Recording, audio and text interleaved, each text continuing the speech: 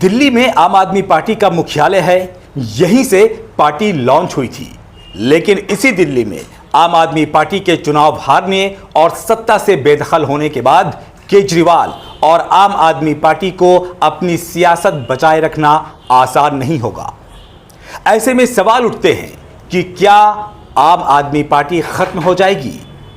क्या केजरीवाल का भ्रष्टाचार के आरोपों में घिरना पार्टी के हार का कारण बना? क्या दिल्ली के हार का असर पंजाब की सियासत पर पड़ेगा? दिल्ली मॉडल के सहारे ही आम आदमी पार्टी दूसरे राज्यों में अपनी पैठ बना रही थी, उसका क्या होगा? आने वाले बिहार चुनाव में केजरीवाल क्या करेंगे?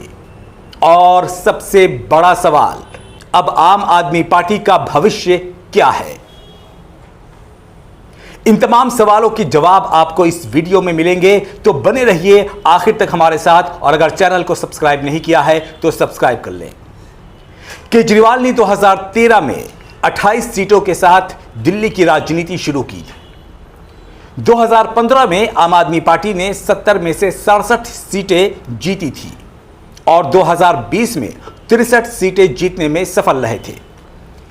केजरीवाल भले ही मजबूरी में सियासत में आए हों, लेकिन सत्ता में आने के बाद राजनीति में मजा आने लगा और केजरीवाल ने महज 10 साल में दिल्ली के भीतर अपनी दमदार मौजूदगी दर्ज करा दी और पंजाब में भी पूर्ण बहुमत के साथ सरकार बना ली। लेकिन 2025 में दिल्ली के सत्ता की तस्वीर पूरी तरह से बदल गई। 27 सालों से विपक्ष में बैठने वाली बीजेपी अब सत्ता पर काबिज है और 11 साल तक दिल्ली पर हुकूमत करने वाली आम आदमी पार्टी पहली बार विपक्ष की भूमिका में होगी। केजरीवाल, मनीष सिसोदिया और सौरभ भारद्वाज जैसे दिग्गज नेता चुनाव हार गए। ये केजरीवाल और आम आदमी पार्टी के लिए एक बड़ा झटका है, जिससे राजनीति में केजरीवाल का भविष्य अंधकार की तरफ जाता नजर आ रहा है। दिल्ली की हार का असर पंजाब की सियासत पर भी पड़ेगा। इसके अलावा राष्ट्रीय स्तर पर पार्टी के विस्तार को लेकर अरविंद केजरीवाल की योजना को झटका लगेगा। इंडिया गठबंधन के जो दल कांग्रेस के बजाय आम आदमी पार्टी के साथ खड़े थे, वो फिर से दूरी बनाते नजर आएंगे। इस चुनावी हार ने एक तरफ केजरीवाल के दिल्ली विकास मॉडल की हवा निकाल दी है, तो दूसरी ओर आम आदमी पार्टी के राष्ट्रीय उड़ान पर भी ब्रेक लगा दी है।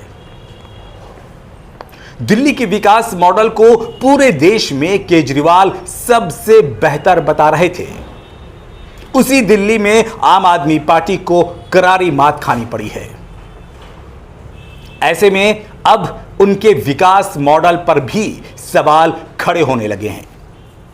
केजरीवाल की पूरी राजनीति जिस विकास मॉडल और कट्टर ईमानदारी पर खड़ी थी, उस छवि को लोगों ने सिरे से नकार दिया।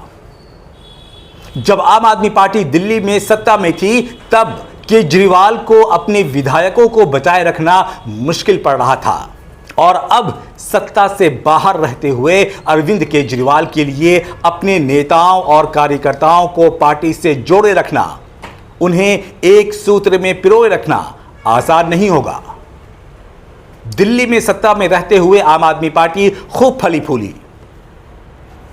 अब बिना सत्ता के आम आदमी पार्टी को अपने नेताओं और कार्यकर्ताओं को एक सूत्र में बांधे रखना और सबको साथ लेकर चलना एक बहुत बड़ा चैलेंज होगा आम आदमी पार्टी के लिए।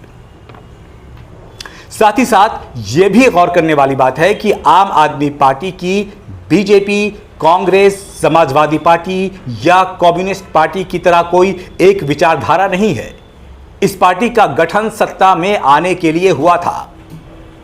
ऐसे में पार्टी के लिए बिना किसी ठोस विचारधारा के विपक्ष में बने रहना एक बहुत बड़ी चुनौती होगी। आम आदमी पार्टी का गठन भ्रष्टाचार के मुद्दे पर हुआ था, लेकिन अब केजरीवाल और उनकी टीम पर ही भ्रष्टाचार के आरोप है। दिल्ली में पार्टी के शीर्ष नेतृत्व पर कथित शराब घोटाले के आरोप हैं और कई नेता जेल भी जा चुके हैं। कट्टर ईमानदारी की बात करने वाले केजरीवाल पर मात्र आरोपों के ही बुनियाद पर जेल जाने ने उनकी छवि को खराब कर दिया। और नतीजा सबके सामने है। दिल्ली के बाद उधर बिहार में कुछ ही महीनों के भीतर विधानसभा के चुनाव होने वाले हैं। ऐसे में देखने वाली बात होगी कि केजरीवाल कौन से मुद्दे लेकर लोगों के सामने जाते हैं और लोगों का सामना करते हैं। फिलहाल आम आदमी पार्टी सियासत की जिस जमीन पर जहां खड़ी है, वहां इससे पहले भी कई सियासी पार्टियां खड़ी हो चुकी हैं। कभी भी वक्त एक जैसा नहीं रहता। ऐसे में यह कहना कि आम आदमी पार्टी का अस्तित्व खतरे में है या अब यह पार्टी खत्म हो जाएगी, जल्दबाजी होगी। मिलते हैं अगले वीडियो में।